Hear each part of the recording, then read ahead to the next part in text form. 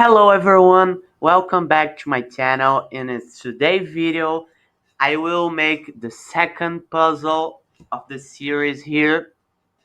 And the video here is, can you find the mating tool here?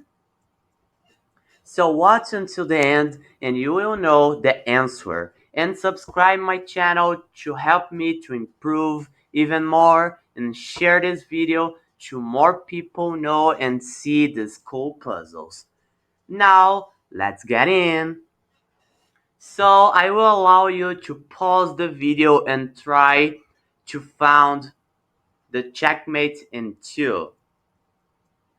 You found it? Okay, it's now the answer time. The beauty of this composition here is that all the black pieces, the two rooks, the queen, the knight, the bishop, are blocked with this only knight here. This knight is a hero. He's blocking all the pieces here, so you only have to take care of the king here. So now I allow you to pause again. Try to find the mating tool. So the mating tool here occurs when you pass a move.